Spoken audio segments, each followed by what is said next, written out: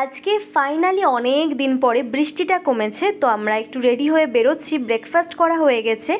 আজকে আমাকে আর কেউ সারপ্রাইজ দিচ্ছে না, পুরোপুরি প্ল্যান করে আমি আর মা একটু বেরোচ্ছি শপিংয়ে। আর কুলফি বাবার কাছে থাকলো। তো বেসিক্যালি আগের দিনই একটা আউটফিট নিয়েছিলাম যেটা ভীষণ সুন্দর, বাট ওটা মেজারমেন্টটা এত ভুলভাল নিয়েছে টেলার যে আবার আমাকে অল্টার করতে দিতেই হলো ওটাকে। ওখান থেকে আমরা আর একটা শপে এসে বেশ কিছু জিনিস আমি ট্রায়াল করেছি। কোনটা নিয়েছি সব ডিটেলস এখনই দেখাবো না, কারণ পুজোতে নতুন জামা দেখানোর মজাটাই আলাদা।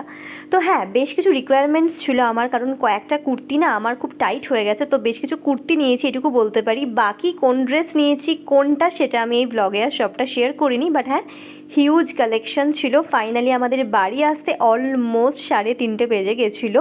আজকে আর জানি না লাঞ্চ করা হবে কি না, বাট হ্যাঁ, খুবই টায়ার্ড হয়ে গেছি। বাট এটা ডে 3 শপিং।